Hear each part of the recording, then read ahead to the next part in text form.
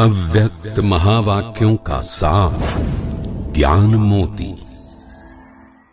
बाप दादा ने अमृत वेले का महत्व सुनाते हुए कहा कि अमृत वेले चारों ओर तमोगुण का प्रभाव दबा हुआ होता है।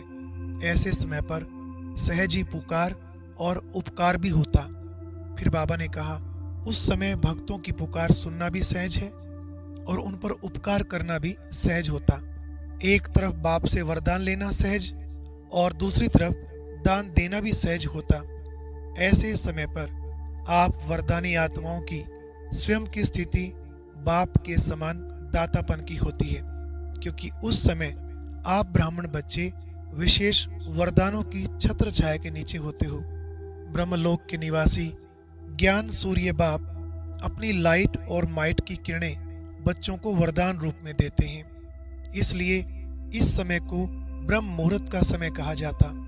उस समय आप स्वयं के लिए सारे दिन की श्रेष्ठ स्थिति का या किसी कर्म का जैसा मुहूर्त निकालना चाहो वो निकाल सकते हो।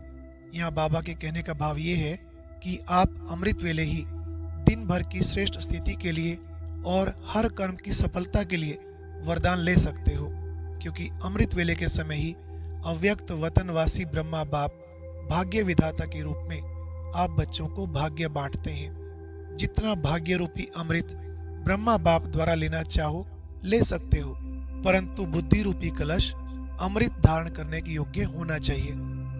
अव्यक्त इशारे, सत्यता और सभ्यता रूपी कल्चर को अपनाओ। हिम्मते शक्तियां, मददे सर्वशक्तिमान। शेरनियां कभी किससे डरती नहीं, निर्भय होती हैं। यह भी भय नहीं कि न मालूम क्या होगा। सत्यता के शक्ति स्वरूप होकर नशे से बोलो, नशे से देखो। हम ऑल माइटी गवर्नमेंट के अनुचर हैं। इसी स्मृति से अयथार्थ को यथार्थ में लाना है। सत्य को प्रसिद्ध करना है, न कि छिपाना है। लेकिन सत्यता के साथ बोल में मधुरता और सभ्यता आवश्यक है। और अब यह एक बहुत अच्छी वीडियो भी जरूर देखें।